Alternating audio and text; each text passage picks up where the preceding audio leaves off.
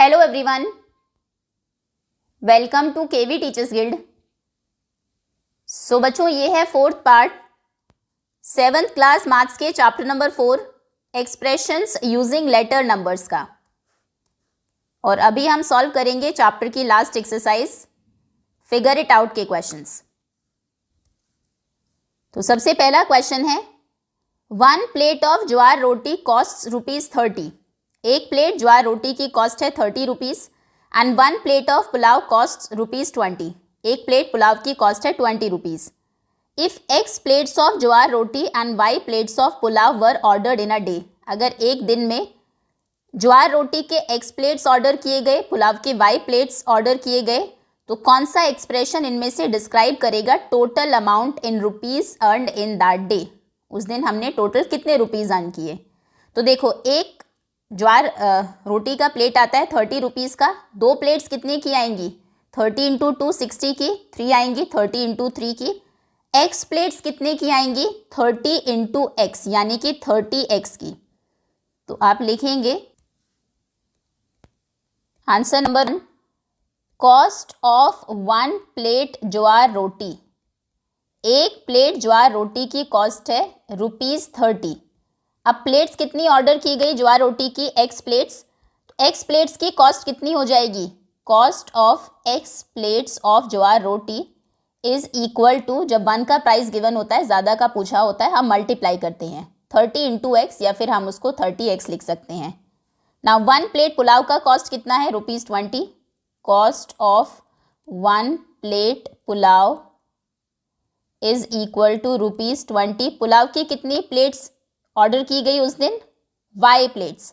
तो Y plates की cost कितनी हो जाएगी, cost of Y plates pulao is equal to 20 into Y यानी कि 20Y। एक प्लेट 20 रुपीज़ की है तो Y प्लेट 20Y की हो जाएगी।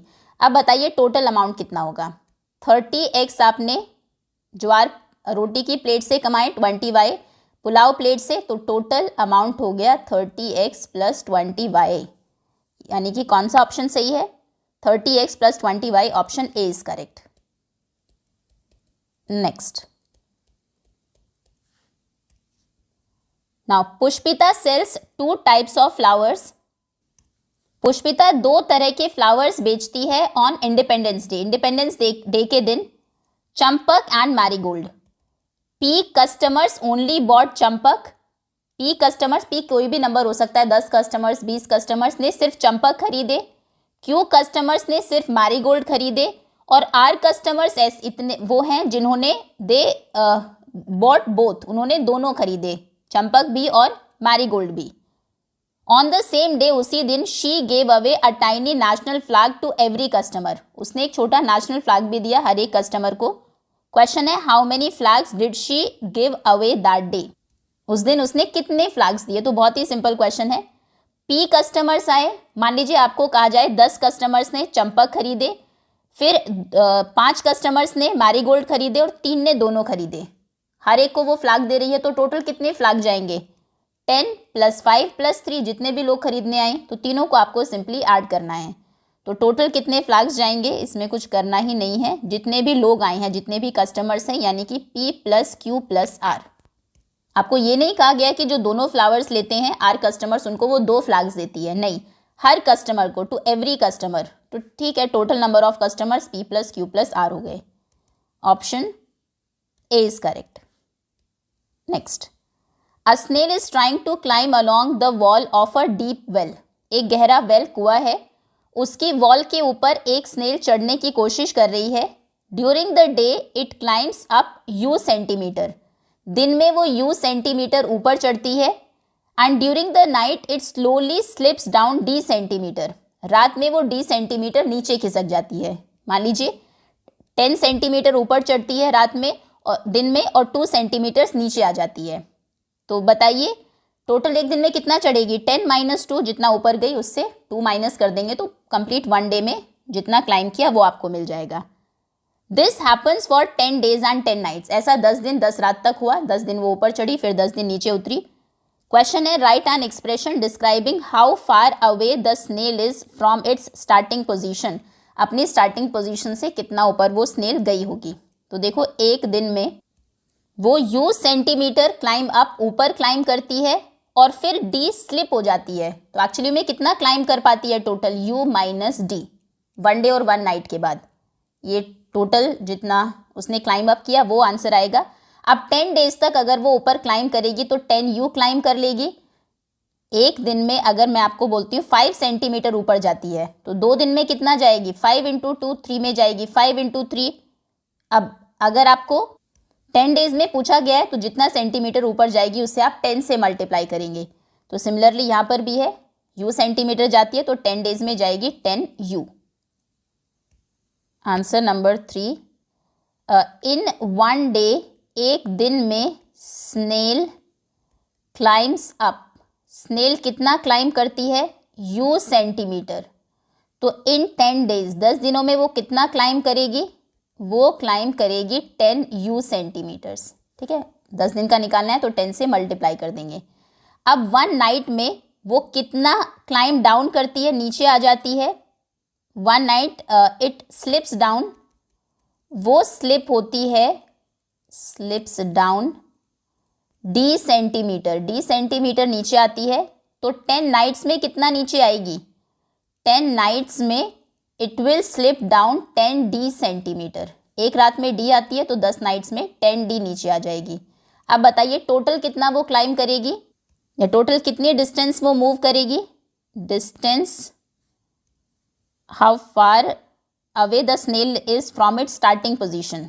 ठीक है, डिस्टेंस मूव्ड, जितना वो ऊपर गई उसमें से माइनस कर दीजिए जितना वो स्लिप करके नीचे आ गई, 10u minus 10d।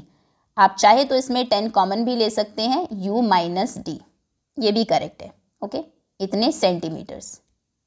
Next, what can we say about the snail's movement if d is greater than u। जो डिस्टेंस वो स्लिप करती है अगर वो ज़्यादा है जितना वो क्लाइंब कर रही है ऊपर चढ़ने से, तो क्या होगा, इसका मतलब है कि वो स्लिप ज़्यादा कर रही है, क्लाइंब कम कर रही है। मान लीजिए वो 2 सेंटीमीटर ऊपर गई यहाँ से और वो नीचे आ गई मान लीजिए 5 सेंटीमीटर्स, तो वो तो और नीचे आ गई, अगले दिन फिर 2 क्लाइंब करेगी फिर, तो कहने का मतलब है वो कभी भी टॉप पर नहीं पहुँच पाएगी।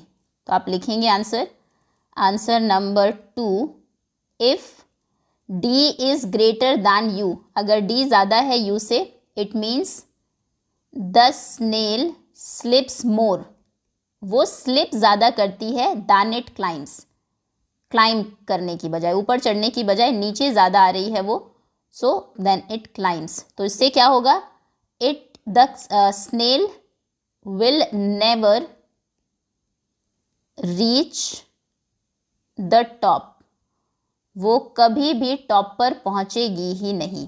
Okay, next. Now Radha is preparing for a cycling race and practises daily. Radha एक साइकिलिंग रेस के लिए प्रिपेयर कर रही है, डेली वो प्रैक्टिस करती है। The first week she cycles 5 kilometre every day. पहले वीक में, 1 वीक में 7 डेज होते हैं, तो हर दिन उसने 5 किलोमीटर उसको साइकिलिंग की उसने। Every week she increases the daily distance cycle by z kilometre. हर हफ्ते जितना वो उसने पिछले हफ्ते किया, लास्ट वीक उसने 5 किया, अगले हफ्ते वो z किलोमीटर बढ़ा देगी। अगर मैं बोलूँ अगले हफ्ते वो 2 किलोमीटर की डिस्टेंस बढ़ा देती है जितना साइकिलिंग करेगी, तो आप कहेंगे नेक्स्ट वीक वो 7 करेगी, नेक्स्ट वीक 7 + 2 9 करेगी, 2 ऐड करेंगे ना आप। अब अगर z दिया है तो यहाँ पर भी वही होगा, अगले हफ्ते वो 5 + z साइकिल करेगी, नेक्स्ट वीक में वो 5 + 2z, एक और z आप ऐड कर देंगे, यानी कि ये हो जाएगा 2z साइकिल करेगी। क्वेश्चन है, how many kilometres would Radha have cycled after 3 weeks. 3 हफ्ते के बाद बताइए वो कितना साइकिल करेगी। वुड हैव साइकिल्ड, 3 हफ्ते के बाद तक वो कितना साइकिल कर चुकी होगी। जैसे अगर मैं फर्स्ट वीक की बात करूं, हर दिन 5 किलोमीटर करती है, एक दिन में 5 करती है, तो 1 वीक यानी कि 7 डेज में कितना कर लेगी, 5 × 7 35 किलोमीटर। इसको हम प्रॉपर करते हैं, ये देखिए आंसर नंबर 4।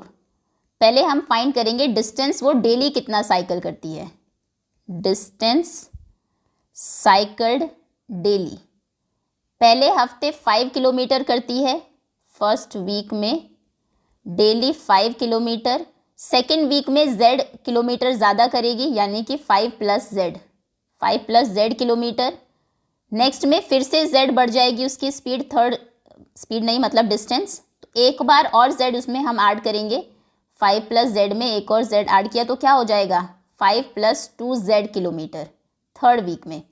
अब बताइए टोटल डिस्टेंस साइकिल्ड इन 3 वीक्स, डिस्टेंस साइकिल्ड इन 3 वीक्स, 3 हफ्तों में टोटल कितना उसने साइकिल किया। फर्स्ट वीक में 5 किलोमीटर हर दिन कितने होते हैं 7, ये आपको ध्यान रखना है, 7 × 5 प्लस नेक्स्ट वीक में उसकी डिस्टेंस है 5 + z, 7 हफ्तों तक 5 + z करती रही तो 7 से मल्टीप्लाई करेंगे। 5 + z को ब्रैकेट में रखना मत भूलिएगा, अगर आपने ऐसा कर दिया 7 × 5 + z तो इसका मतलब आपने सिर्फ 7 × 5 किया है, आपको 5 + z को 7 से मल्टीप्लाई करना है तो ब्रैकेट में रखेंगे, मतलब 7 से 5 और z दोनों को मल्टीप्लाई करना है।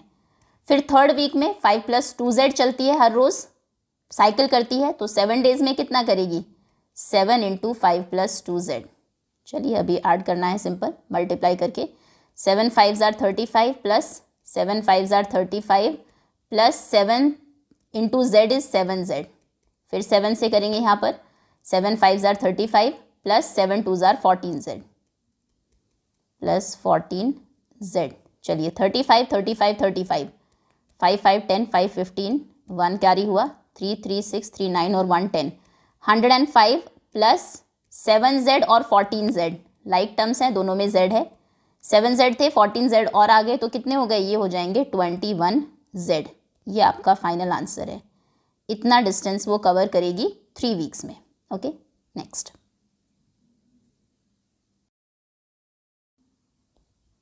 Now in the following figure observe how the expression w + 2, ये एक्सप्रेशन कैसे बन जाता है 4w + 20, ये अलॉन्ग वन पाथ, एक पाथ को फॉलो करना है हमें ये पूरा। तो सबसे पहले w + 2 था, आपने उसमें 3 ऐड किया, w + 2 में अगर आप 3 ऐड करेंगे तो कितना हो जाएगा w + 5, w + 5 बन गया, फिर उसको 4 से मल्टीप्लाई किया, w + 5 को अगर आप मल्टीप्लाई करेंगे 4 से तो ये हो जाएगा 4w + 20। Okay, now fill the missing blanks on the remaining path, बाकी के पाथ में जो मिसिंग ब्लैंक्स हैं उनको आपको अभी फिल करना है। And the vowels contain expressions, यहाँ पर आपको एक्सप्रेशंस गिवन है, क्या आंसर आता है, और बॉक्सेस में ऑपरेशंस हैं, मल्टीप्लाई करना है या प्लस करना है या माइनस करना है। ठीक है, तो चलिए w + 2 में सबसे पहले हमने माइनस किया 5, तो w + 2 से 5 माइनस होगा तो क्या हो जाएगा, +2 - 5 होता है -3, ये हो जाएगा w - 3, वो लिखा ही हुआ है पहले। अब इसको मल्टीप्लाई करिए 3 से, w - 3 को मल्टीप्लाई करेंगे अगर 3 से तो कितना हो जाएगा 3w - 9, ध्यान रखिएगा दोनों टर्म्स को मल्टीप्लाई करना है, तो यहाँ पर आप लिखेंगे 3w - 3 3 = 9। ओके, चलो नीचे आते हैं, w + 2 से माइनस करना है 8 को, w + 2 - 8, 2 - 8 होगा -6, तो ये हो जाएगा w - 6, w - 6। अब w - 6 को w - 6 से माइनस करिए 4 को, w - 6 - 4, तो -6 और -4 तो नेगेटिव नंबर्स हैं, ये तो जुड़ जाएंगे, माइनस के 10 बन जाएंगे, ये हो जाएगा w - 10। ओके, अब w + 2 से माइनस करिए 4 को, तो +2 - 4 हो जाएगा -2, w as it is w - 2। अब मल्टीप्लाई करिए 3 से w को करेंगे 3w, 2 को करेंगे तो 6, बीच में माइनस का साइन, 3w - 6। ओके, इस तरह से आप इसको कंप्लीट करेंगे। Next, a local train from यहाँपुर to Wahanpur stops at 3 stations at equal distances along the way, एक ट्रेन जा रही है यहाँपुर से वहाँपुर तक, यहाँपुर का स्टेशन है, ये वहाँपुर का स्टेशन है, बीच में इक्वल डिस्टेंसेस पर वो 3 जगह रुकती है, 1 2 एंड नहीं थोड़ा पास करते हैं, 3 स्टॉप्स हैं बीच में, 1 फिर 2 देन 3, ये 3 स्टॉप्स हैं, फिर वो आगे जाती है वहाँपुर स्टेशन पर। क्वेश्चन है the time taken in minutes to travel from one station to next station is the same, एक स्टेशन से दूसरे स्टेशन तक जाने का टाइम सेम है, जितना टाइम यहाँ से यहाँ जाने में लगता है उतना ही ये चारों जगह पर वो सेम टाइम में जाती है, चारों स्टेशंस पर, and is denoted by T. यहाँ से पहले स्टेशन तक पहुंचने में टी टाइम लगता है, पहले से दूसरे तक, दूसरे से तीसरे तक, थर्ड से वहां तक भी टी टाइम लगता है उसको। टी कुछ भी हो सकता है, 10 मिनट्स, 50 मिनट्स, कुछ भी। The train stops for 2 minutes at each of the 3 stations. अब तीनों स्टेशंस पर वो 2-2 मिनट रुकती है, 2 मिनट यहाँ रुकी, 2-2, okay. If T is equal to 4, T की वैल्यू दे ही दी, अगर ये 4 है, 4 मिनट लगते हैं उसको अगले स्टेशन तक जाने में, what is the time taken to travel from यहाँपुर to Wahanpur. तो बताइए यहाँपुर से वहाँपुर जाने में टोटल कितना टाइम लगेगा। तो देखिए यहाँ से यहाँ 4 मिनट लगे, फिर 2 रुकी, 6, फिर 4, फिर 2 मिनट्स, ये 6 + 4 10, 10 + 2 12, 12 + 4 16, फिर 2 मिनट रुकेगी थर्ड स्टेशन पर, 16 + 2 18, एंड 18 प्लस फिर से 4 मिनट में वहाँपुर पहुँचेगी, 18 + 4 यानी कि 22। ये तो हमने डायरेक्ट कर दिया। अब हम इसको करेंगे प्रॉपर एक्सप्रेशंस के through. Okay, so answer number 6, सबसे पहले टी की वैल्यू 4 है, यानी कि एक स्टेशन से दूसरे स्टेशन तक जाने में 4 मिनट लगते हैं।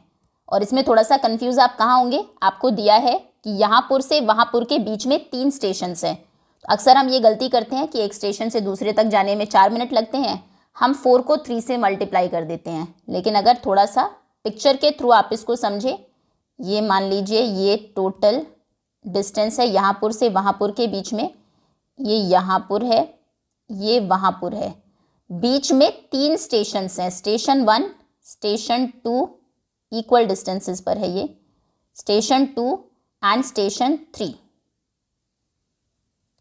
ओके, ये S1 S2 S3 इनको लगा देते हैं हम। तो एक स्टेशन से दूसरे स्टेशन तक जाने में अगर 4 मिनट लगते हैं तो 4 4 4 4 4 बार आप मल्टीप्लाई करेंगे। 3 स्टेशन अगर बीच में आ गए तो यानी कि फिर थर्ड स्टेशन से वहाँपुर तक जाने में भी तो 4 मिनट्स लगेंगे। तो पहले हम निकालेंगे टी, आपको 4 गिवन है, यानी कि एक स्टेशन से दूसरे स्टेशन तक जाने में 4 मिनट्स लगते हैं। तो total journey time, travel time कितना हो जाएगा, ट्रैवल टाइम होगा 4 स्टेशन तक उसको जाना है, स्टेशन 1 2 3 और फिर वहाँपुर, और एक स्टेशन से दूसरे तक जाने में लगते हैं 4 मिनट्स, तो 4 × 4 यानी कि 16 मिनट्स।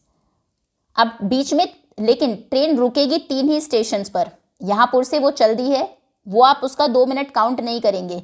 जब वो यहाँपुर से चली और जब वो वहाँपुर तक पहुँची, बीच में यहाँ 2 मिनट रुकी, यहाँ 2 मिनट, यहाँ 2 मिनट, फाइनली वहाँपुर पर पहुँची। वहाँपुर 2 मिनट रुकेगी, लेकिन हम सिर्फ पहुँचने तक का टाइम कैलकुलेट करना है, ट्रैवल फ्रॉम यहाँपुर टू वहाँपुर। ओके, तो जो उसका स्टॉपेज टाइम है, स्टॉपिंग टाइम है, उसको आप सिर्फ 3 से मल्टीप्लाई करेंगे।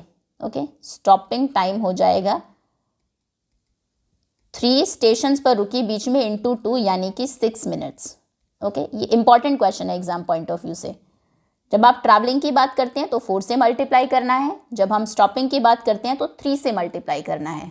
ओके, जैसे अगर आपको कहा जाए दिल्ली टू मुंबई एक ट्रेन जाती है, बीच में मान लीजिए 2 स्टेशंस पर वो रुकती है, एक है आगरा और दूसरा है मान लीजिए भोपाल। ठीक है, हर स्टेशंस पर 10 मिनट रुकी, और यहाँ से Delhi to Agra, Agra to Bhopal, Bhopal to Mumbai, हर उसको पहुँचने में टाइम लगते हैं उसको 5 आवर्स। ओके, तो टोटल कितना टाइम हो जाएगा, 5 5 5, 3 टाइम्स 5 आवर्स आप ऐड करेंगे। और अगर रुकती है स्टेशंस पर 10 मिनट, तो स्टेशंस 2 ही हैं उन दोनों के बीच में। ओके, दिल्ली और मुंबई पे जो रुक रही है उसको हम काउंट नहीं करेंगे। ओके, चलिए, तो टोटल टाइम कितना हो जाएगा, 16, टोटल टाइम हो जाएगा 16 + 6 यानी कि 22 मिनट्स। ये आपका आंसर है। आगे है, what is the algebraic expression for the time taken to travel from यहाँपुर to वहाँपुर, draw a rough diagram to visualise the situation. ठीक है, रफ डायग्राम आप ड्रॉ कर लेंगे। तो अब आपको अलजेब्रिक एक्सप्रेशन लिखना है। अगर टी की वैल्यू आपको ना दी जाए तो, वहाँ पे तो वैल्यू दे दी थी आपको, चलिए आंसर हो जाएगा बी।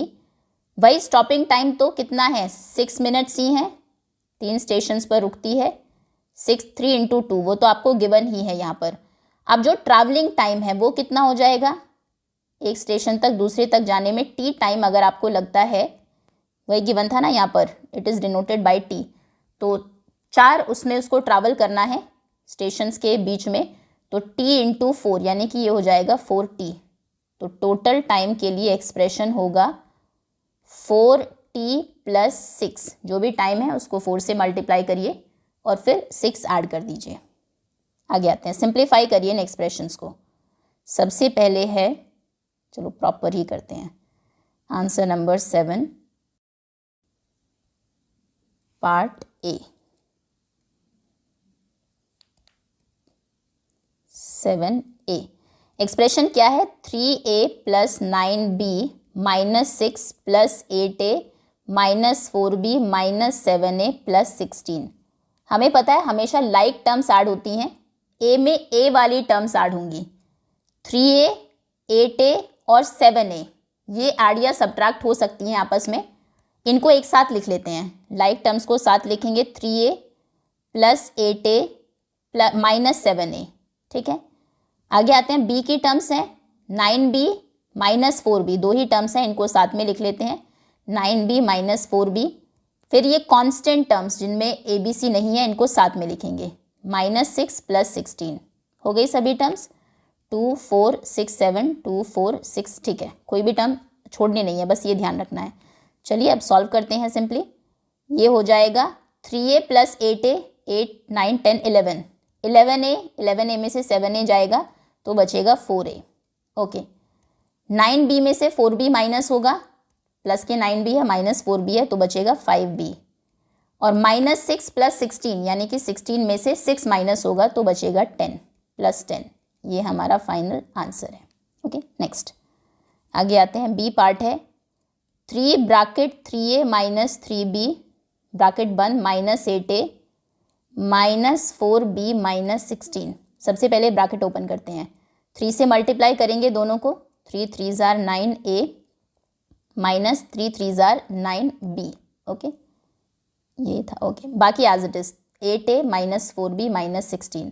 अब लेकर आते हैं लाइक टर्म्स को साथ में, 9a और 8a साथ में लिखेंगे, 9a क्योंकि दोनों में a है, -8a -9b -4b साथ में लिखेंगे, -9b -4b, और लास्ट में है -16।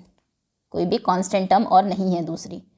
चलिए 9a - 8a कितना हो जाएगा, 1a। ये पॉजिटिव टर्म है, वो नेगेटिव है, 1a या फिर सिंपल a भी आप लिख सकते हैं।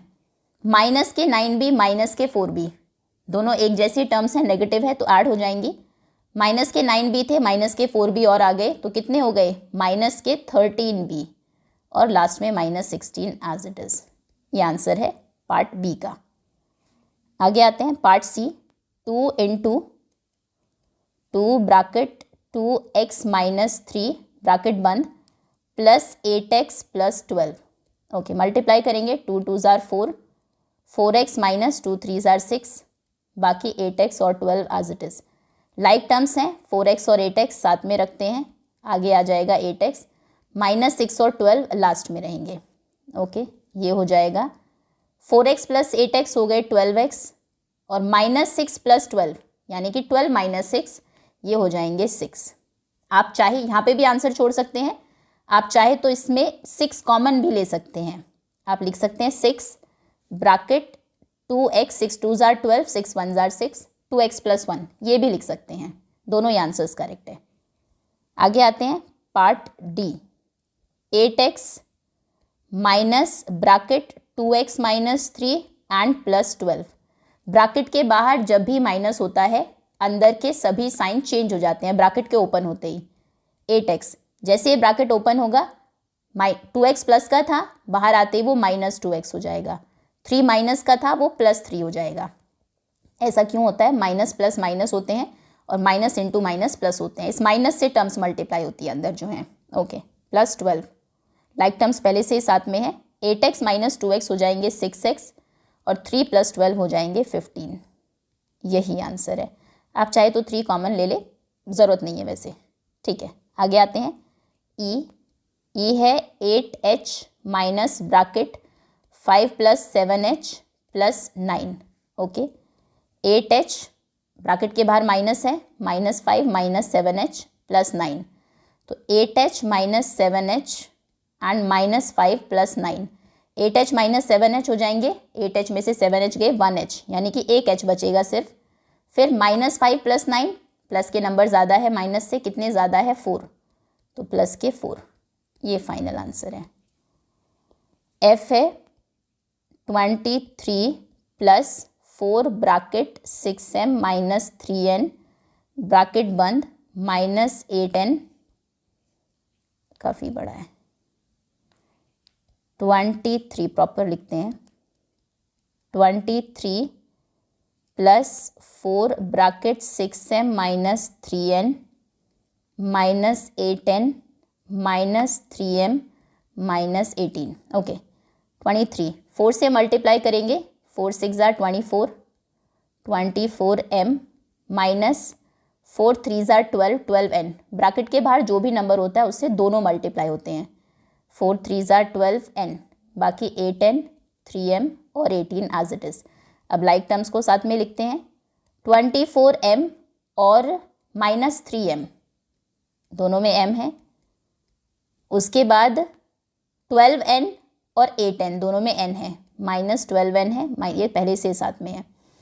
उसके बाद 23 जो कि प्लस के हैं और माइनस 18, इनको साथ में लिखेंगे, प्लस के 23 है माइनस 18 है।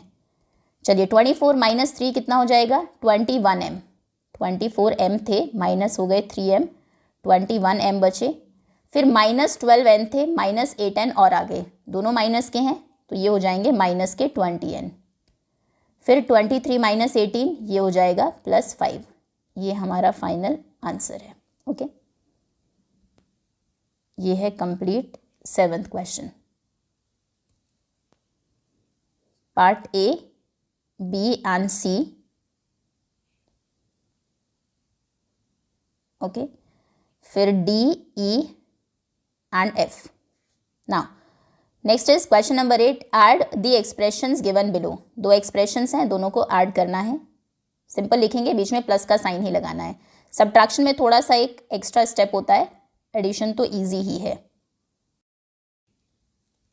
Answer number 8 part A, 4d minus 7c plus 9 में ऐड करना है, सिंपल प्लस का साइन, ब्रैकेट की भी ज़रूरत नहीं है इसमें। ऐड करेंगे 8c माइनस 11 प्लस 9d को, ठीक है। पहले लाइक टर्म्स को साथ में रख लेते हैं, इसमें सी डी और कांस्टेंट टर्म है, पहले सी की टर्म रखते हैं क्योंकि एबीसी में अल्फ़ाबेट्स में सी पहले आता है। वैसे कोई रूल नहीं है, आप चाहे तो डी भी पहले रख सकते हैं, बट 8c माइनस 7c ये साथ में रखा। अब डी रखते हैं, 4d प्लस 9d, 4d भी प्लस के है, plus 9d and plus 9 minus 11, plus 9 minus 11, तो ये हो जाएगा 8c माइनस 7c, 1c हो गया यानी कि सिंपल c, 4d और 9d हो जाएंगे 13d, 4 और 9 13 होते हैं, 9 माइनस 11 हो जाएंगे माइनस 2, ओके, ये फाइनल आंसर है। नेक्स्ट बी पार्ट है, minus 6f plus 19 minus 8s, इसमें ऐड करना है एंड सम फाइंड करना है, माइनस 23। अब देखिए प्लस माइनस एक साथ नहीं आएंगे, लेकिन प्लस माइनस माइनस होते हैं ये हमें पता है, तो आप सीधा यहाँ पर माइनस 23 लिखिए, ठीक है। प्लस 13f प्लस 12s, जब दो आपको एक्सप्रेशंस गिवन हो उनको ऐड करना हो तो एज इट इज़ लिखे जाते हैं, ये यहाँ पर, ये यहाँ पर, फिर ऐड कर दीजिए। f की टर्म्स पहले लाइक टर्म्स देखते हैं, माइनस 6f ये रही, प्लस 13f साथ में लिखा, s देखते हैं माइनस 8s प्लस 12s, और फिर constant term plus 19 and minus 23। चलिए minus 6f plus 13f, 13 positive है 6 नेगेटिव है, 13f से माइनस होंगे 6f, तो कितने f बचेंगे, ये हो जाएंगे 6 6 12 होते हैं, एक एक्स्ट्रा 7f प्लस के 7f, यहाँ माइनस 8s है प्लस 12s है, ये पॉजिटिव नेगेटिव, पॉजिटिव ज़्यादा है माइनस होंगे, साइन प्लस का आएगा, तो 12s माइनस 8s ये हो जाएंगे 4s, और 19 माइनस 23, यहाँ पर नेगेटिव नंबर ज़्यादा है, नंबर्स का हमें पता है जब सेम साइन हो तभी वो सिर्फ ऐड होते हैं, अगर डिफरेंट साइंस हैं तो बड़े से छोटा माइनस होता है हमेशा और बड़े का साइन आता है, बड़े से छोटा माइनस हुआ साइन बड़े का आया, ऐसे बड़े से छोटा 23 से 19 माइनस होगा, 23 माइनस 19 कितने होते हैं 3 4, और साइन माइनस का आएगा क्योंकि बड़ा नंबर माइनस का था। ओके, ये आंसर हो गया हमारा। आगे आते हैं पार्ट सी, सी पार्ट है 8d माइनस 14c प्लस 9 में ऐड करना है ये 16c plus 16c minus bracket 11 plus 9d। Okay, सबसे पहले ब्रैकेट ही ओपन करेंगे हम। 8d as it is, 14c as it is, 9 as it is, 16c as it is. जैसे ब्रैकेट को ओपन करेंगे बाहर माइनस साइन है तो दोनों के साइन चेंज हो जाएंगे। 11 भी माइनस का हो जाएगा, 9d भी प्लस का था वो भी माइनस हो जाएगा। अब रखते हैं लाइक टर्म साथ में, पहले c रख लेते हैं। 14c माइनस के हैं और 16c प्लस के हैं, साथ में रखा। अब d रखते हैं। 8d minus 9d, 8d plus के हैं। अगर सिर्फ 8d लिखा है आगे कोई साइन नहीं है तो वो पॉजिटिव ही माने जाते हैं। तो प्लस के 8d है और माइनस के 9d है। फिर कांस्टेंट में 9 और 11 है। कांस्टेंट का मतलब होता है जिसके साथ कोई भी लेटर नहीं जुड़ा है। तो प्लस 9 माइनस 11 इन्हें साथ में रखा। माइनस 14c प्लस 16c दोनों अलग है, ये पॉजिटिव है नेगेटिव है, तो पॉजिटिव बड़े हैं उनसे नेगेटिव माइनस होंगे और साइन प्लस का आएगा। 16c माइनस 14c कितना हो जाएगा 2c। फिर 8d माइनस 9d में ये हो जाएगा माइनस d, 9d से 8d माइनस होंगे और साइन माइनस का आएगा क्योंकि वो ज़्यादा है।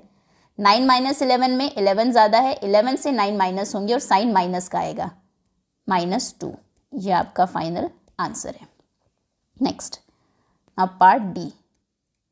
ये है 6f माइनस 20 प्लस 8s और इसमें ऐड करना है 23 minus 13f and minus 12s। Okay, right terms को रखते हैं साथ में। f 6f और माइनस 13f एक साथ आएंगे।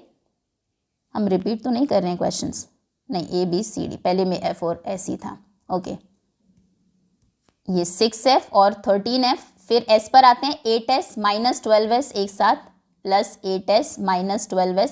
अगर बाई चांस 12s आप पहले भी लिख देते हैं तो भी कोई फ़र्क नहीं पड़ता है, या फिर यहाँ पर आप 13f पहले लिख दें, बात सेम ही रहेगी। फिर -20 और +23, अगर आप +23 -20 रख दें तो भी वही है, -20 + 23 रखें तो भी सेम ही होगा। चलिए अब 6f माइनस 13f, ये पॉजिटिव है ये नेगेटिव है, जुड़ेंगे तो नहीं, माइनस होंगे और कैसे होंगे, बड़े से छोटा माइनस होगा, साइन बड़े का आएगा। बड़े का साइन है माइनस, 13 से 6 माइनस होगा तो 13 माइनस 6 होते हैं 7। यही सेम क्वेश्चन तो था पहले भी, 7f। अच्छा वहाँ माइनस था सिर्फ। ओके, अब 8s माइनस 12s, ये भी सेम था। ओके, सेम ही क्वेश्चन है, बस उन्होंने वो चेंज किया है, 8s वो नेगेटिव पॉजिटिव, ठीक है। तो 12s यहाँ पर बड़ा नंबर है, 12s से 8s माइनस होगा, 4s बचेगा और वो माइनस का रहेगा। फिर -20 प्लस 23, 23 बड़ा नंबर है जो कि पॉजिटिव है तो साइन पॉजिटिव होगा 3। ये फाइनल आंसर है। नेक्स्ट, नाउ पार्ट ई। ई में है 13m माइनस 12n और उसमें ऐड करना है 12n minus 13m plus 12n minus 13m। तो हमें पता है ये 13m पॉजिटिव है ये नेगेटिव है, आपस में कैंसिल हो जाएंगे। ऐसे 12n और 12n, एक नेगेटिव एक पॉजिटिव, ये भी कैंसिल हो जाएंगे। जैसे 9 माइनस 9 अगर है तो कैंसिल होकर 0 आता है ना, सेम वही इनमें भी है। सब कुछ ही कैंसिल हो गया, कुछ नहीं बचा, आंसर है 0। एफ में है -26m plus 24n plus 26m minus 24n। 26m ये पॉजिटिव नेगेटिव कैंसिल, ये भी पॉजिटिव नेगेटिव कैंसिल, आंसर इनका भी 0 है। ओके, ये आपके फाइनल आंसर्स हैं। A B स्क्रीनशॉट आप ले सकते हैं, C and D, E and F। Okay, next है subtract the given expressions below. Expressions नीचे हैं, उनको आपको माइनस करना है। सब्ट्रैक्ट दिस फ्रॉम दिस, सबसे पहले तो इसी को समझना ज़रूरी है। एक बहुत कॉमन मिस्टेक जो आप करते हैं, आपको ये दे दिया क्वेश्चन, आप सीधा पहले इसको लिख देंगे 9a माइनस 6b, फिर माइनस करके इसको लिख देंगे। अगर आपको कहा जाता है सब्ट्रैक्ट 7 फ्रॉम 10, तो इसका मतलब है 7 को माइनस करिए 10 में से, तो आप 10 में से माइनस करते हैं 7 को। तो फ्रॉम दिस, जिसमें से माइनस करना है आपको उसे पहले रखना है, माइनस फर्स्ट वाली टर्म को करना है, फर्स्ट वाले एक्सप्रेशन को करना है। ओके, ये ध्यान रखेंगे आप। दूसरी चीज़ सब्ट्रैक्शन में जो ध्यान रखनी होती है, चलो करके ही बताएंगे। आपको इसमें से माइनस करना है इसको, तो पहले ये लिखेंगे। आपने लिखा 6a प्लस 9b माइनस 18, इसमें से माइनस करना है इसे। अगर आपने ऐसे लिख दिया इसको 9a माइनस 6b प्लस 14, जैसे हम प्लस करने में लिखते हैं, पहला एक्सप्रेशन लिखा ये वाला, फिर प्लस करके बीच में साइन सेम लिख दिया, आपने ये लिखा माइनस करके ये लिख दिया, तो वो गलत हो जाएगा। इसका मतलब ये हुआ आप इसमें से सिर्फ 9a को माइनस कर रहे हैं, जबकि माइनस आपको इस पूरे एक्सप्रेशन को करना है। तो सब्ट्रैक्शन में केयरफुल रहना है, पूरे एक्सप्रेशन को ब्रैकेट में रखना नहीं भूलना है। इसमें से इसको ब्रैकेट में क्यों नहीं रखा, क्योंकि इसके आगे कुछ साइन है ही नहीं, ब्रैकेट ओपन भी होगा तो यही आ जाएगा नेक्स्ट स्टेप में। लेकिन इससे बहुत फर्क पड़ेगा, जैसे माइनस के बाद साइन ओपन होगा सबके साइन बदल जाएंगे। अगर आप यहाँ ब्रैकेट नहीं लगाते हैं तो सिर्फ 9a माइनस का होगा, बाकी सब ये माइनस ही रहेगा और 14 पॉजिटिव ही रहेगा। ओके, तो ये ब्रैकेट का ध्यान रखना है सिर्फ सब्ट्रैक्शन में, बाकी वही होगा नॉर्मल। 6 से इसमें सिर्फ एक स्टेप बढ़ जाता है कि आपको अब ब्रैकेट ओपन करना पड़ेगा, और उसकी क्या ट्रिक है, क्योंकि बाहर माइनस है सबके साइन बदल जाते हैं। ये प्लस का था, प्लस माइनस माइनस हुआ, माइनस 9a, ये माइनस 6b है, माइनस माइनस प्लस होता है, माइनस मल्टीप्लाई होगा अंदर सभी टर्म्स में, तो ये हो जाएगा प्लस 6b, फिर ये minus plus minus 14। Okay, like terms रखेंगे, 6a माइनस 9a एक साथ रखेंगे, फिर वही 9b और 6b एक साथ रखेंगे, प्लस 6b और माइनस 18 माइनस 14, तो ये होगा 6a माइनस 9a यानी कि माइनस 3a, फिर 9b और 6b पॉजिटिव है तो ऐड होंगे, दोनों ही प्लस के हैं, ये हो जाएंगे 9 और 6 15, 15b और माइनस 18 माइनस 14 ये भी दोनों माइनस के हैं, ये भी ऐड होंगे, 18 और 14 हो जाएंगे, साइन माइनस का ही रहेगा लेकिन 8 4 2 12 1 32, ये हमारा फाइनल आंसर है। Okay, next b, now subtract this from this, तो ये पहले लिखना है। 7y सब्ट्रैक्शन में गलती होने के चांसेस ज़्यादा रहते हैं, इससे माइनस करना है इसको, तो माइनस करना है इसे आप रखेंगे ब्रैकेट में, माइनस 15x प्लस 13 और माइनस 9y। चलिए ओपन करते हैं ब्रैकेट, ये तो एज इट इज़ ही रहेगा पहला नंबर।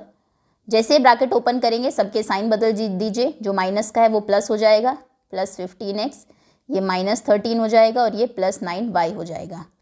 लाइक टर्म्स को साथ में रखते हैं, पहले x रख लेते हैं क्योंकि x y कांस्टेंट जो पैटर्न होता है, आप y भी रखेंगे अगेन वही बात है, आंसर सेम ही रहेगा, लेकिन वो थोड़ा सा स्टैंडर्ड लगता है कि 7x plus 3y plus 2 rather than अगर लिखेंगे आप 3y plus 7x plus 2, answer ये भी करेक्ट है, लेकिन ये फिर आपकी हैबिट में आ जाएगा आगे तक, पहले x लिखना है फिर y फिर कांस्टेंट। तो 3x और 15x साथ में ही है लेकिन आगे लिख देते हैं इनको, ठीक है।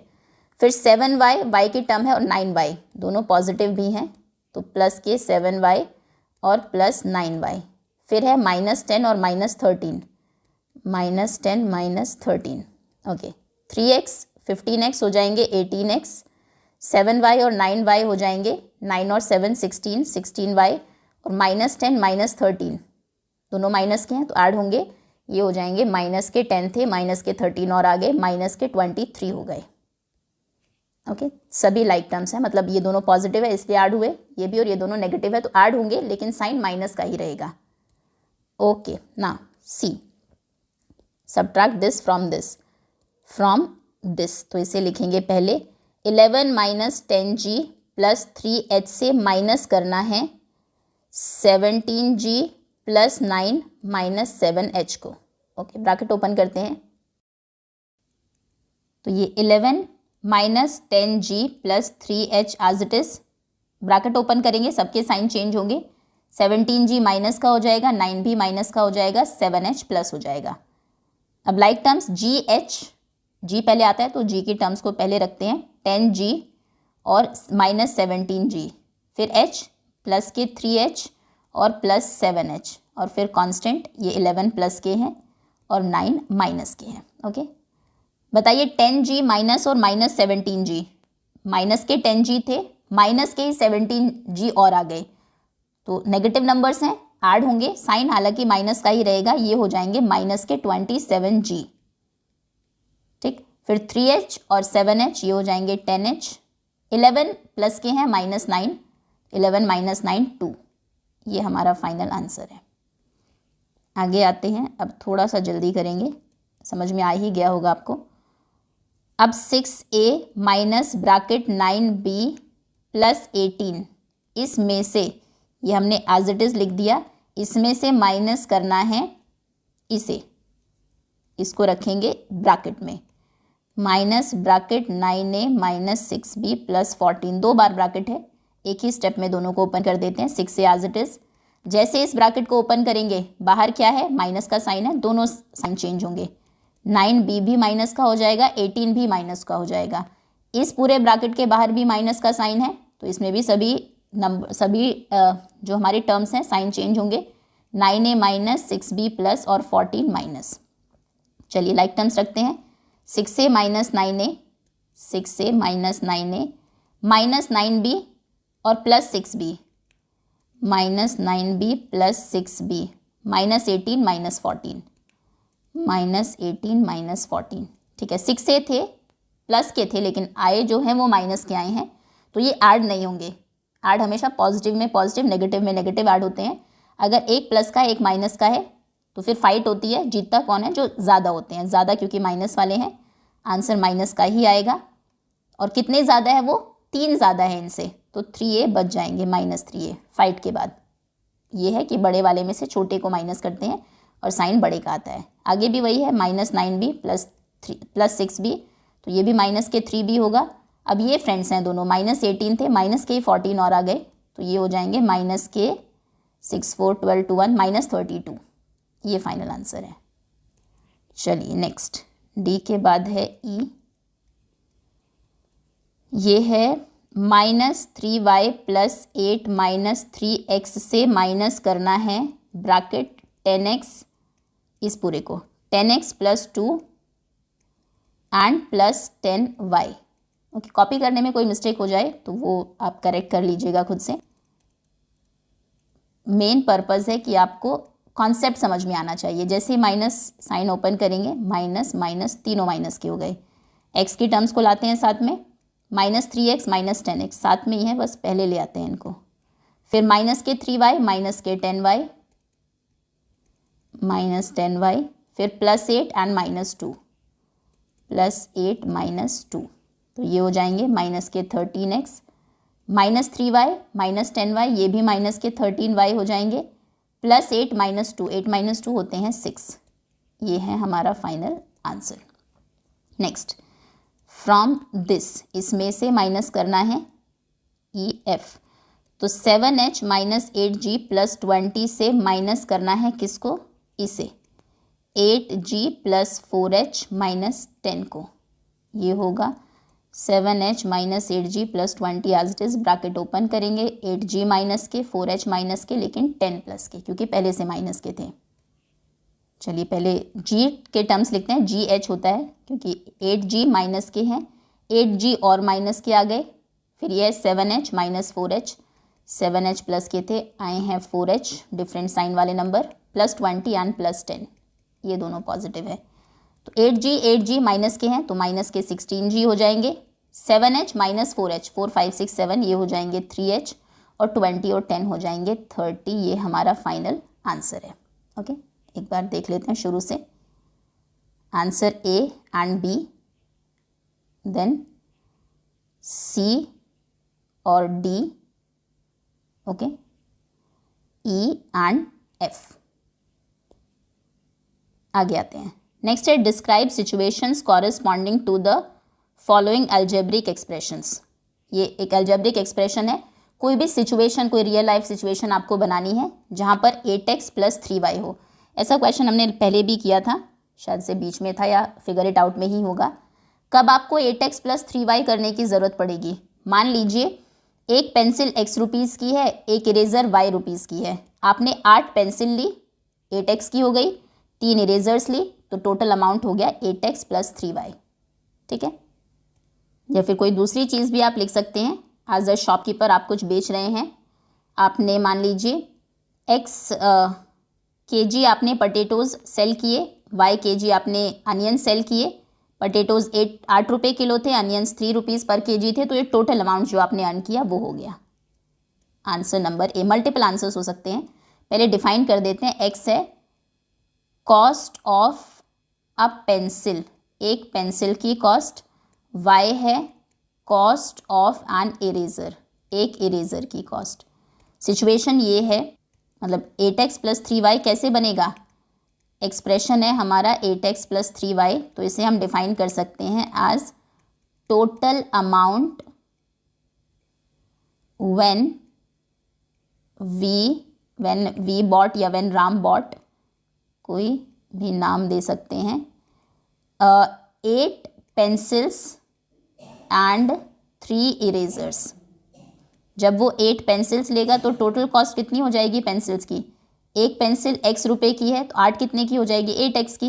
एक इरेज़र y रुपीज़ की है, 3 इरेजर्स कितने की हो जाएंगी, 3y की। और टोटल अमाउंट के लिए दोनों के का जो प्राइस है उसको ऐड करना पड़ेगा। आगे है 15x - 2x। 2x माइनस भी आप सेम ही कर रहे हैं, तो मान लीजिए एक पेंसिल की कॉस्ट x रुपीज़ है, ठीक है। आप शॉपकीपर है, आपने 15 पेंसिल्स बेची, लेकिन 2 पेंसिल्स आपके पास वापस आ गई, या पेंसिल नहीं मैंगोज़ कर लेते हैं चलिए। 15 मैंगोज़ वर सोल्ड, 15 मैंगोज़ आपने बेचे, लेकिन 2 मैंगोज़ ख़राब निकले तो वो वापस आ गए, तो इसलिए आपने 2x माइनस कर दिया। मान लेते हैं एक मैंगो 10 रुपये का है, तो देखो आपने 15 बेचे थे, 15 × 10 आप करेंगे, टोटल 150 रुपीज़ आपको मिले। 2 आपको वापस मिल गए, यानी कि वो 20 रुपीज़ आपको वापस देने पड़ेंगे, तो आप माइनस करेंगे। या फिर आप ऐसा भी कह सकते हैं कि आप पेन्स सेल करते हैं, एक पेन 15 रुपीज़ का, हाँ एक पेन 15 रुपीज़ का है और 2 रुपये आप डिस्काउंट देते हैं। अब आपने एक्स पेन्स बेचे, एक्स पेन 15 × x रुपीज़ के बिकेंगे, लेकिन आपने 2 रुपये का डिस्काउंट दिया है, तो 2 × मान लीजिए आपने 10 पेन बेचे तो 150 के बिकने चाहिए थे, लेकिन 20 रुपये आपने डिस्काउंट दिया, तो अब वो सिर्फ 130 के बिकेंगे। ये भी हो सकता है। तो हम ले रहे हैं यहाँ पर आंसर नंबर बी। x यहाँ पर है नंबर ऑफ पेन्स, ओके। और सिचुएशन क्या है, एक्सप्रेशन है 15x - 2x, that cost of a pen is ₹15 and discount given is ₹2 on each pen. हर पेन पर 2 रुपये हम डिस्काउंट देते हैं, each pen. So if x pens are purchased by Ram, x pens अगर राम परचेज करता है, then what will be the total amount he will pay, what will be the amount paid, amount to be paid, okay. कितना amount वो pay करेगा, कैसे करेंगे आप, x pens उसने खरीदे हैं, 15 रुपये का एक पेन है, तो होना तो 15x का चाहिए था, लेकिन एक्स पेन्स पर 2 रुपये डिस्काउंट मिल गया, 2x की छूट मिल गई, तो माइनस करके वैसे 13x आएगा इसका आंसर। एक पेन 15 रुपये का है, 2 का डिस्काउंट मिल रहा है, तो बेसिकली वो 13 रुपीज़ का है, ठीक है। नेक्स्ट, नाउ इमेजिन करिए अ स्ट्रेट रोप, एक सीधी रस्सी है, and if it is cut once as shown in the picture, आपने उसको कट किया इस तरह से जैसे पिक्चर में दिखाया गया, तो 2 पार्ट्स में वो डिवाइड हो गई, वी गेट 2 पीसेस। अगर आपने उसको एक बार ऐसे फोल्ड कर लिया और फिर कट करते हैं जैसा पिक्चर में गिवन है, तो फिर 1 2 3 3 पार्ट्स में वो कट होगी। इस पैटर्न को ऑब्जर्व करिए, अगर आपने उसको ऐसे फोल्ड किया है तो फिर वो 1 2 3 4 4 पार्ट्स में कट होगी। Find the number of pieces if the rope is folded 10 times. एक बार फोल्ड करने से 3 पीसेस बनते हैं, 1 2 2 टाइम्स फोल्ड करने से 1 2 3 4 4 पीसेस बनते हैं, यानी कि जितनी बार आप फोल्ड कर रहे हैं उससे 2 ज़्यादा पीसेस बन रहे हैं। अगर आप 3 बार फोल्ड करेंगे तो कितने पीसेस बनेंगे, 5, ओके। 10 टाइम्स फोल्ड करेंगे तो 12, okay.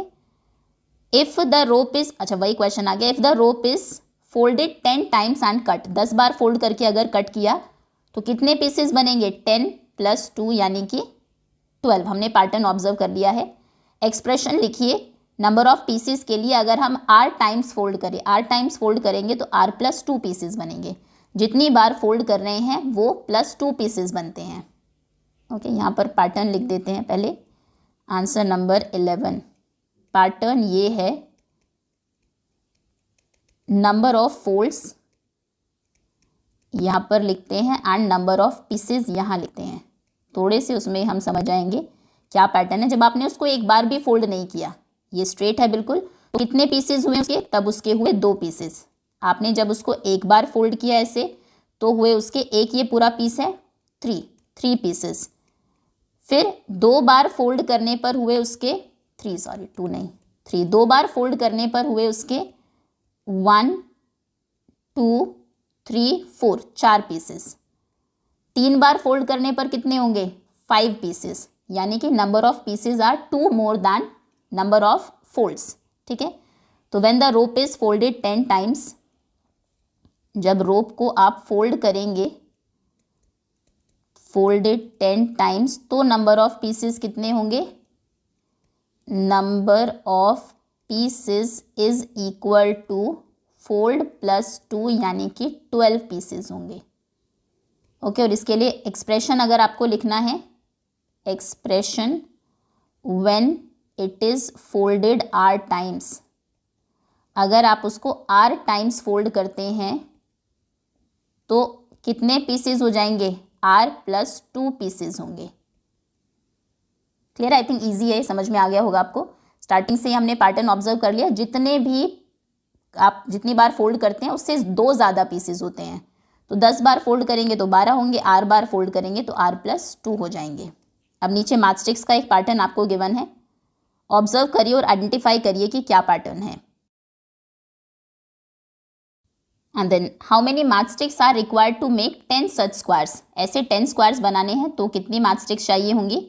How many are required for w squares, w squares के लिए कितनी चाहिए होगी। चलिए, एक स्क्वायर के लिए 1 2 3 4 4 मैथस्टिक्स चाहिए, एक स्क्वायर के लिए चाहिए 4।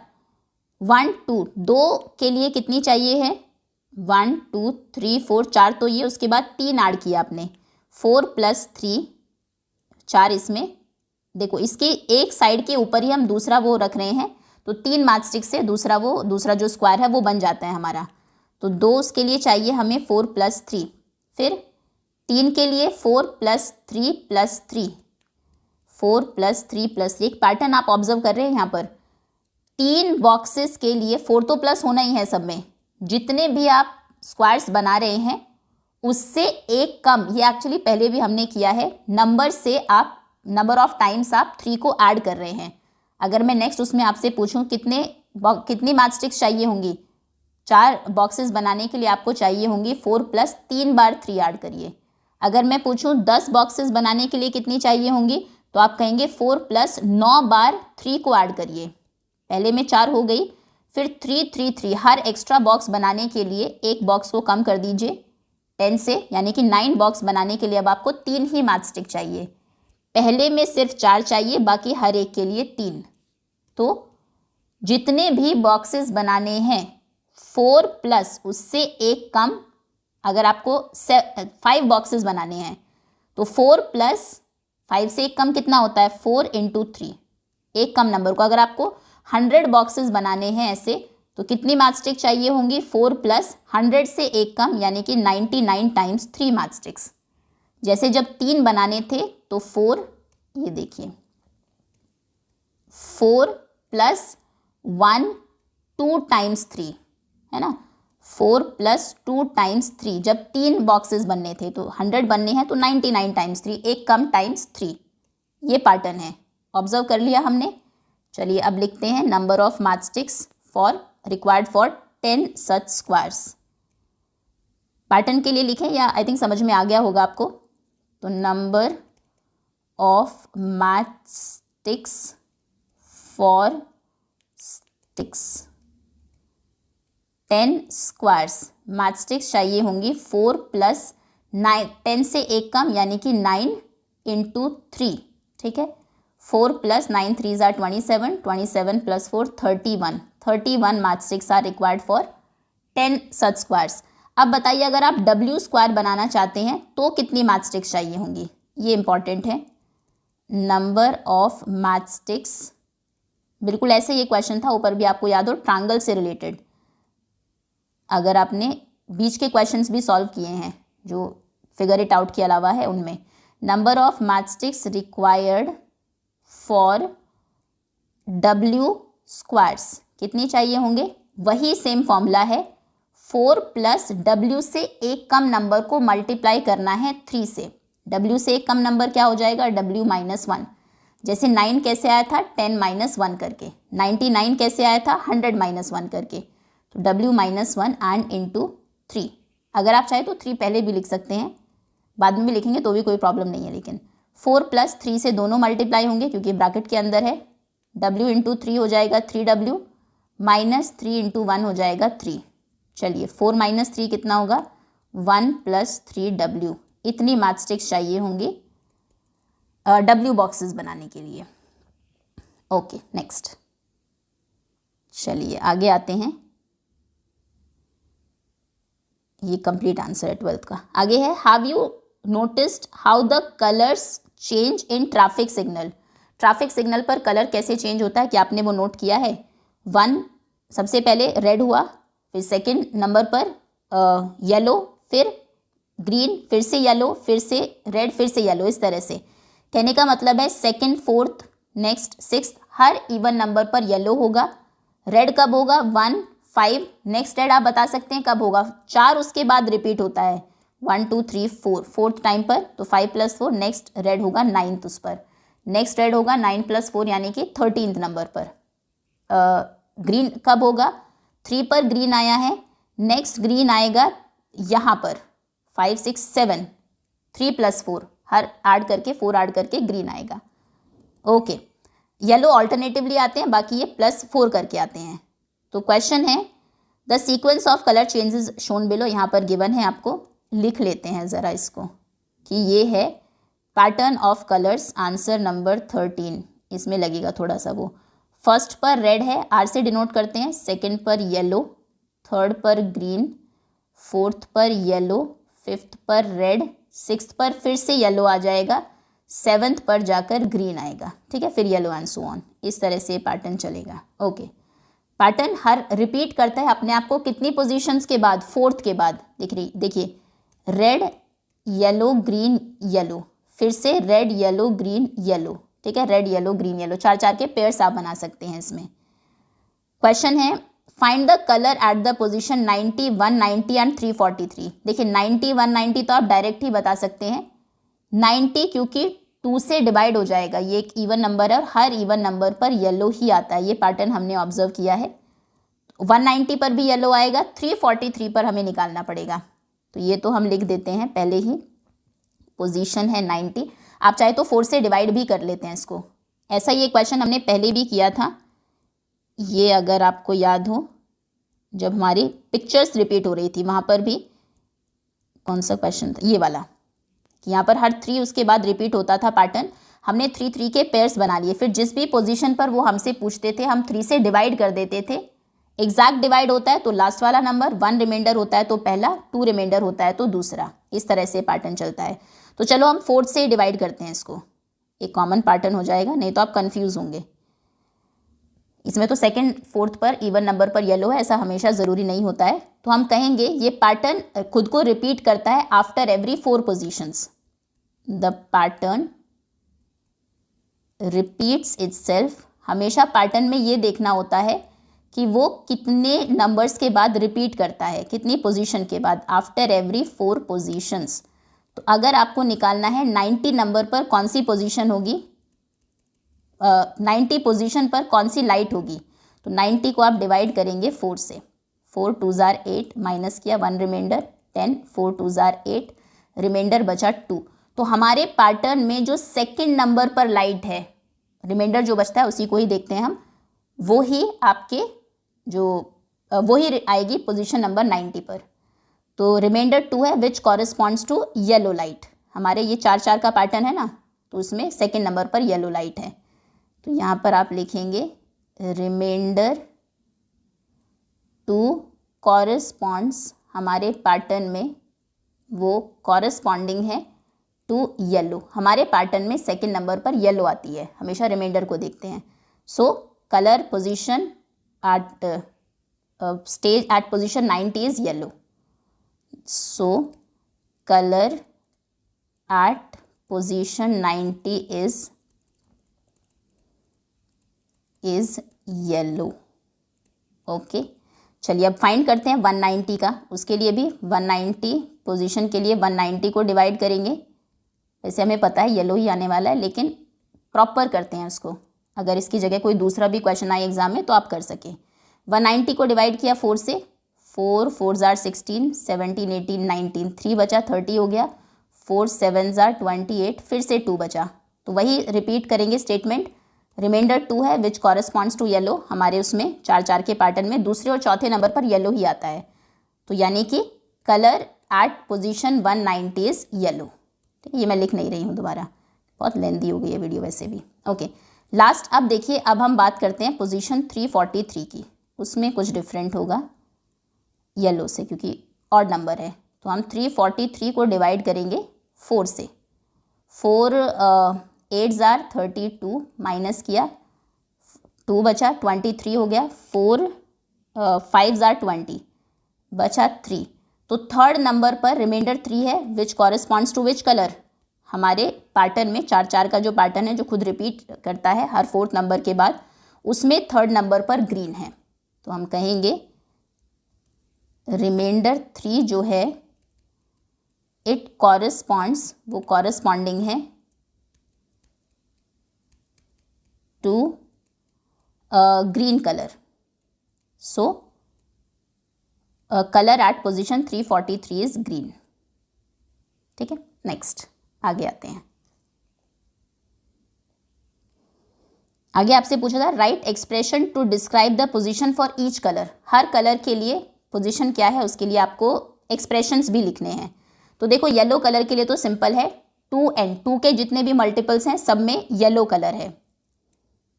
For yellow colour it is 2 and any number n। ठीक है, फॉर या फिर आप ये भी लिख सकते हैं येलो कलर के लिए नंबर है 4n and 4n plus 1। Okay, ये 4n फोर्थ नंबर पर, 4n प्लस 2 नॉट 1, ये हर उसके बाद सेकंड में भी रिपीट होता है। तो फोर्थ नंबर पर भी वही है, और 4 के मल्टीपल के बाद अगर 2 रिमाइंडर बचता है प्लस 2 में भी वही आएगा। ठीक है, for red colour, red colour आएगा 4n प्लस 1 में। 4n 4 का एक वो बन गया, फिर प्लस 1, जैसे आप आगे जाएंगे तो रेड मिलेगा आपको, 4n प्लस 1। और ग्रीन कलर के लिए क्या है, for green it is, green कब आएगा, 4n, 4 4 के पेयर्स बनाते जाएंगे, और उसके बाद 1 2 में येलो आएगा और 3 में ग्रीन आएगा। फिर से 4n प्लस 3, 1 2 3 थर्ड नंबर पर प्लस 3। ओके, 4n 4 का कोई मल्टीपल है या फिर 2 रिमाइंडर है, 4n प्लस 2 येलो कलर है, रेड आता है 4n प्लस 1 पर, और ग्रीन आता है 4n प्लस 3 पर। Okay, next now pattern observe करिए, how many squares will be there in steps 4 10 and 50। ओके, पहले स्टेप पर कितने हैं, 1 2 3 4 5। दूसरे पर कितने हैं, देखो ये तो 5 एज इट इज 4 ऐड हो गए, तो नेक्स्ट पर है 5 प्लस 4। नेक्स्ट पर है ये 5 प्लस 4 तो वही है, फिर से एक और 4 आपने ऐड कर दिया। ये कहीं ना कहीं इसके जैसा ही है जो यहाँ पर मैथस्टिक्स वाला कॉन्सेप्ट था। तो पहले 5 है, फिर हर स्टेप के बाद फर्स्ट स्टेप पर 5, दूसरे में 5 प्लस एक बार 4 ऐड हुआ, तीसरे में 5 प्लस 2 बार 4 ऐड हुए, फोर्थ प्लेस पर 5 प्लस 3 बार 4 ऐड होंगे। यानी कि जिस भी पोजीशन की आप बात कर रहे हैं, जिस भी स्टेप की बात कर रहे हैं, उससे एक कम बार 4 ऐड होते हैं और आगे 5 ऐड होता है। अगर मैं पूछूं 10 स्टेप्स पर कितने होंगे, तो 10th पर होंगे 5 प्लस 9 बार आप 4 ऐड करेंगे, या फिर 9 टाइम्स 4 भी लिख सकते हैं। रिपीटेड एडिशन मल्टीप्लिकेशन ही होता है ना, इसको भी आप 3 टाइम्स 4 लिख सकते हैं। क्लियर है? तो पहले तो स्टेप 4 पर ही उसने पूछ लिया 5 प्लस 3 टाइम्स 4, पैटर्न समझ गए हैं हम। तो ये है 4, स्टेप 4 पर होंगे 5 प्लस, क्योंकि पहले नंबर पर 5 है, 3 टाइम्स 4 यानी कि 5 प्लस 4 3 ज़ार 12, 12 प्लस 5 17 स्क्वायर्स। स्टेप 10 पर बताइए कितने होंगे। स्टेप 10 पर होंगे 5 प्लस 9 टाइम्स 4, 10 से एक कम बार 4, ठीक है। तो ये हो जाएगा 5 प्लस 9 4 ज़ार 36, 36 प्लस 5 41, 41 स्क्वायर्स। नेक्स्ट पूछा है स्टेप 50। स्टेप 50 पर होंगे 5 प्लस 50 से एक कम यानी कि 49 टाइम्स 4, तो 5 प्लस 9 4 ज़ार 36, 4 4 ज़ार 16, 17 18 19, 196 प्लस 5 हो जाएगा 201। ओके, आगे राइट जनरल फॉर्मूला लिखिए। What would the formula change if you want to count the number of vertices of all the squares. Vertices के लिए 4 से मल्टीप्लाई करेंगे। चलो जनरल फॉर्मूला लिखते हैं पहले। अगर मान लीजिए नंबर ऑफ स्क्वायर्स n है, लेट नंबर ऑफ स्क्वायर्स, नहीं step, for step n, general formula मतलब किसी नंबर के लिए नहीं, जनरली हम लिख रहे हैं n स्टेप्स के लिए। तो कितने होंगे n स्टेप्स पर, कितने स्क्वायर्स होंगे, 5 प्लस n से एक कम नंबर इंटू 4, यही हम करते आ रहे हैं। एक कम नंबर जिस भी स्टेप पर पूछा गया इंटू 4, तो n के लिए इंटू वो कर देंगे। 5 प्लस 4 से मल्टीप्लाई करेंगे 4n माइनस 4, थोड़ा सा सॉल्व कर लेते हैं। 5 माइनस 4 कितना हो जाएगा, 1 प्लस 4n, ये हमारा जनरल फॉर्मूला है। 1 प्लस 4n से भी आप निकाल सकते हैं, क्रॉस चेक कर ले एक बार। ये तो हमने डायरेक्ट निकाला, अब फॉर्मूला से अगर निकालना चाहे, मैं आपसे पूछूं 50th स्टेप पर कितना होगा, तो आप कहेंगे 1 प्लस 4 इंटू 50, 4 इंटू 50 होता है 200, 200 प्लस 1, देखिए 201 ही आया है। ओके, अब पूछा है नंबर ऑफ वर्टिसेस। वर्टेक्स होते हैं ये जो कॉर्नर्स होते हैं, एक स्क्वायर में कितने कॉर्नर्स होते हैं, 4, टोटल इतने हैं हमारे, तो ये इंटू 4 कर देंगे। Number of vertices, next step है, इन अ स्क्वायर, एक स्क्वायर में वर्टिसेस होते हैं 4, हमारे टोटल स्क्वायर्स कितने हैं, 1 प्लस 4n, तो 1 प्लस 4n में कितने हो जाएंगे, टोटल नंबर ऑफ वर्टिसेस अगर आपसे पूछे किसी भी एक स्टेप पर, तो उसमें वर्टिसेस होंगे 4 इंटू 1 प्लस 4n, इंटू नहीं भी लगाएंगे तो भी, ऐसे भी लिखेंगे तो भी सही है। 4 से मल्टीप्लाई करेंगे, 4 1 ज़ार 4, 4 4 ज़ार 16, 4 प्लस 16n। एक करके देखें, इसमें पहले स्टेप पर देखिए कितने वर्टिसेस हैं, फॉर्मूला के अकॉर्डिंग फिर हम काउंट करेंगे। 4 प्लस 16 इंटू 1, 16 प्लस 4 यानी कि 20 वर्टिसेस होने चाहिए। चलिए देख लेते हैं 20 है क्या। 4 इसमें, 1 2 वर्टिसेस मतलब कॉर्नर्स, 1 2 3 4 5 6 7 8 9 10 11 12 13 14 15 16 17 18 19 20, बिल्कुल सही है। ओके, ये आपके नंबर ऑफ स्क्वायर्स का फॉर्मूला है जो हमने पैटर्न ऑब्जर्व किया उसके अकॉर्डिंग। यहाँ से स्टार्ट है क्वेश्चन। स्टेप 4 पर 5 प्लस, हमने ये नोटिस किया पहले में 5 है, फिर हर बार 4 ऐड होते हैं, तो दूसरे स्टेप के लिए एक बार 4 ऐड हुआ, थर्ड के लिए 2 बार, फोर्थ के लिए 3 बार, 10वें के लिए होगा 9 बार, एक कम बार 4 ऐड होना या फिर मल्टीप्लाई करना उसको 9 से। ओके, और फिर n स्टेप्स के लिए कितना हो जाएगा, n माइनस 1 इंटू 4, ये हमारा जनरल फॉर्मूला आ गया।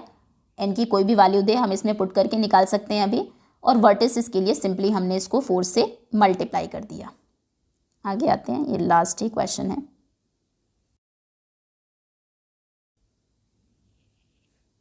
ये numbers are written in a particular sequence in this endless 4 column grid.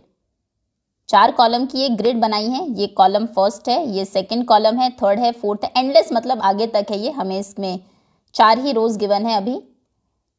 Give expressions to generate all the numbers in given column, एक एक्सप्रेशन जनरेट करना है चारों कॉलम्स में कौन से नंबर्स आएंगे उनके लिए। तो देखो फर्स्ट कॉलम की अगर हम बात करें, पहला नंबर है 1, फिर आपने उसमें सेकंड रो के लिए उसमें ऐड कर दिया 4, ये आया है 1 प्लस 4, फिर से 4 ऐड करके 1 प्लस 4 में एक बार और 4 ऐड किया तो थर्ड रो का नंबर आया 1 प्लस 4 से 9 बना है, 1 प्लस 4 प्लस 4 प्लस 4 से 13 बना है।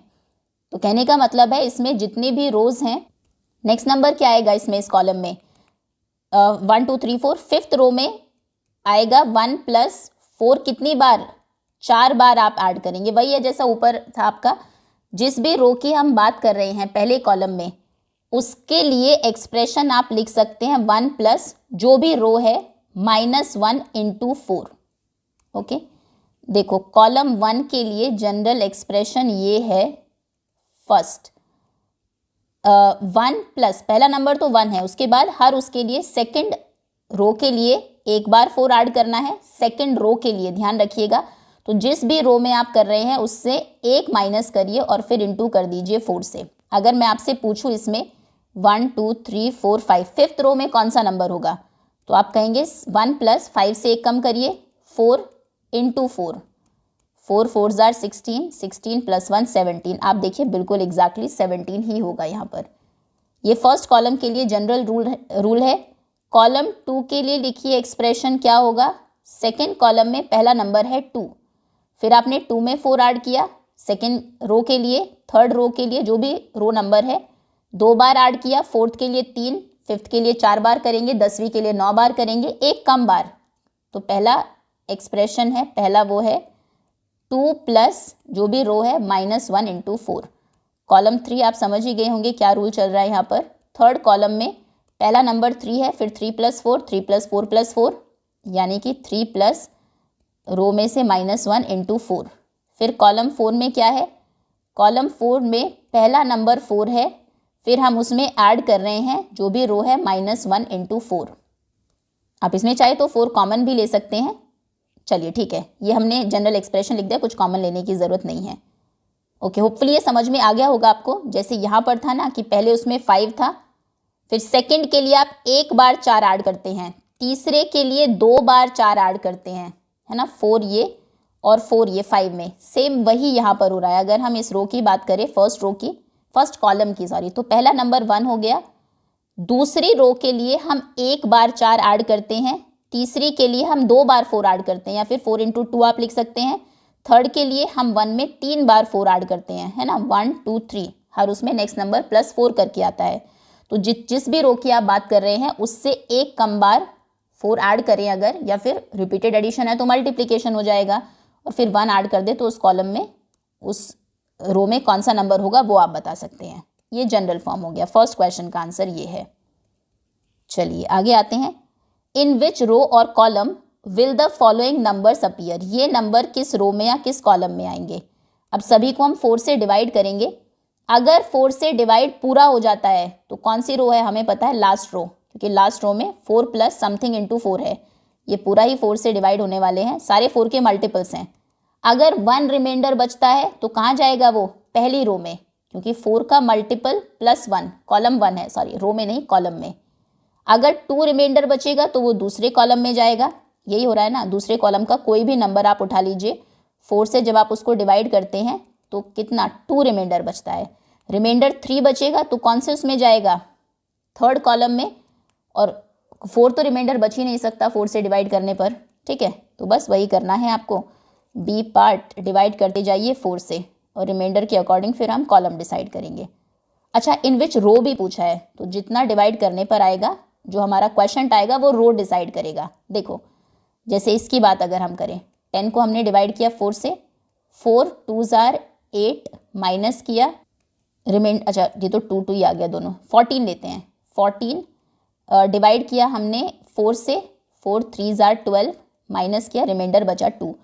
कहने का मतलब है थर्ड फोर्थ रो जितना भी आपका क्वेश्चन आया है +1th रो, क्योंकि फर्स्ट में ये +2 हो गया और बाकी 3 टाइम्स करके वो नेक्स्ट रो में चला जाएगा। तो जो भी क्वेश्चन है, चलो देखो ये जनरल फॉर्मूला करने से एक चीज़ हमें पता लग गई कि क्वेश्चन जो आएगा वो रो नंबर नहीं है, उसमें +1 करके रो नंबर आएगा। तो 14 कौन सी रो में होगा, फोर्थ रो में, और कॉलम तो ये डिसाइड कर ही देगा, जो रिमाइंडर है वही कॉलम है दूसरे कॉलम में। दूसरा कॉलम पहली रो, दूसरी रो, थर्ड रो, फोर्थ रो, देखिए 14 ही है। ओके, कोई और नंबर देखें, अगर आप 12 देखते हैं, 12 को, लेकिन इसमें एग्जैक्टली हो जाएगा यहाँ से, अगर कोई नंबर है जो एग्जैक्टली डिवाइड होता है 4 से, तो जो क्वेश्चन आ रहा है वही रो डिसाइड करेगा, third row and last column, fourth column. B में फर्स्ट है 124 को डिवाइड करते हैं 4 से, 4 3 जार 12, 4 को कैरी किया, 4 1 जार 4, 31 आपका क्वेश्चन है। तो 31 रो में और लास्ट कॉलम 4th कॉलम में ये आएगा 124। ये समझे कि क्यों हुआ। बाकी में हम रो में +1 कर रहे हैं, यहाँ पे नहीं, क्योंकि जनरल फॉर्मूला अगर आप देखें 4 को डिवाइड करिए, चलिए 8 को डिवाइड करिए 4 से, 4 2 जार 8, तो सीधे दूसरी रो में तो है 8, वो डायरेक्ट आंसर आ रहा है यहाँ पर। तो हम लिखेंगे, ये सारा रीजनिंग का खेल है, आपको ऑब्जर्व ही करना पड़ेगा, कोई आज सच फॉर्मूला नहीं है इसका। हम कहेंगे ये जो नंबर है 124 is in 31st row and 4th column, क्योंकि 4 से डिवाइड हो रहा है, रिमाइंडर 0 है, इसलिए 4th कॉलम है। 4th कॉलम में सारे 4 के मल्टीपल्स हैं, तो कॉलम इसलिए 4th है, और डिवाइड करने पर जो भी क्वेश्चन आता है वही रो डिसाइड करता है, सिर्फ लास्ट कॉलम के लिए। बाकी में आपको +1 करना पड़ेगा। आगे है बी का फर्स्ट पार्ट है ये। सेकंड है 147। 147 में 4 से डिवाइड करेंगे, 4 3 जार 12, 13 14 2 27 हो गया, 4 5 जार 20, 4 6 जार 24, 5 6 7 3। 3 अगर रिमाइंडर है, 3 रिमाइंडर है मतलब कौन से कॉलम में ये जाएगा, कौन से नंबर्स ऐसे हैं जिनको 4 से डिवाइड करने पर 3 रिमाइंडर बचता है, 3rd कॉलम। तो कॉलम 3 है। अब रो बताइए कौन सी है, कॉलम 3rd। रो इसमें 36th नहीं है, 37th है। अभी 11 के केस में आपने देखा, 11 को जब आपने 4 से डिवाइड किया, 4 2 जार 8, रिमाइंडर बचा 9 10 11 12, सॉरी 8 9 10 3। तो कहने का मतलब है 2 रोज कंप्लीट हो चुकी है, तीसरी रो में 3rd नंबर पर तीसरे कॉलम में ये आया है, तो यानी कि 2 + 1 ये 3rd रो में है। ऐसे ये 36 + 1 यानी कि 37th रो में है। ये डिसाइड करता है कि 36 रो पूरी हो गई 4 4 4 से, अगली रो में फ्रेशली स्टार्ट हुआ है, तीसरा नंबर है, ये तीसरा नंबर है तो बाय डिफ़ॉल्ट तीसरे कॉलम में आ गया, लेकिन रो वो अगली स्टार्ट हो गई, 37th रो है। ठीक, नेक्स्ट आगे है 201। 201 को डिवाइड किया 4 से, 4 5 जार 20, माइनस किया कुछ नहीं बचा, 1 को कैरी किया, टेबल नहीं चली, 0, तो रिमाइंडर है 1 यानी कि पहले कॉलम में 50 रोज पूरी हो गई। फिर 51वीं रो में पहला नंबर है 201। ओके, तो ये कॉलम तो है पहला, और रो कौन सी है, रो है 51st, रो है 51। होपफुली ये समझ में आ गया होगा आपको। आगे आ जाते हैं, which number appear in row R and column C. एक कॉमन पैटर्न आपने देखा होगा, जिस भी रो का आप यहाँ पे फाइंड कर रहे हैं, फर्स्ट कॉलम के लिए आप 4 से मल्टीप्लाई करते हैं रो -1 को और 1 ऐड करते हैं। सेकंड के लिए 4 से मल्टीप्लाई करते हैं r-1 को, 2 ऐड करते हैं। थर्ड के लिए 4 से मल्टीप्लाई करते हैं r-1 को, वही पैटर्न है, 3 ऐड किया। फोर्थ के लिए r-1 को 4 से मल्टीप्लाई करके 4 ऐड किया। ठीक है, तो कहने का मतलब है कोई भी कॉलम हो, कॉलम नंबर हम 4 से मल्टीप्लाई करते हैं r-1 को, और जिस कॉलम की हम बात कर रहे हैं वही नंबर उसमें प्लस कर देते हैं। ठीक, थर्ड कॉलम की बात करेंगे थर्ड, सेकंड कॉलम की बात करेंगे सेकंड, सी कॉलम की बात करेंगे तो सी ऐड कर देंगे। ये जनरल फॉर्मूला है इसका। तो सी पार्ट का आंसर होगा, अगर रो नंबर आर है, कॉलम सी है, उसमें कौन से नंबर आएंगे, कॉलम सी में ऐड कर देंगे r-1 इंटू 4। हम यही करते आए हैं, जो हमने स्टार्टिंग में ऑब्जर्व किया है। सेकेंड कॉलम में 2 + r-1 इंटू 4, थर्ड में 3 + r-1 इंटू 4, फोर्थ में 4 + r-1 इंटू 4, तो सीएथ में c + r-1 into 4। Observe the position of multiples of 3। 3 के मल्टीपल्स की क्या पोजिशन है, 3 6 9, ये डायगनल में है। ऐसे ही फिर 12 15, यहाँ पर आएगा 18, फिर नेक्स्ट में आएगा 21। तो इनमें हमने ऑब्जर्व किया that their position move diagonally through the grid, move diagonally. Do you see any pattern in it. हाँ ठीक है, पैटर्न हमने देख लिया, डायगनली है। कोई और पैटर्न अगर आप देख रहे हैं वो भी आप लिख देंगे। ये आपके सभी कंप्लीट आंसर्स हैं। होपफुली इस एक्सरसाइज के सभी क्वेश्चंस आपको बहुत अच्छे से समझ में आ गए होंगे। काफ़ी रीजनिंग है इसमें, थोड़ा सा मतलब रटने से ज़्यादा, लर्निंग से ज़्यादा आपको समझना पड़ेगा चीज़ों को। And that's all students, thank you so much for watching.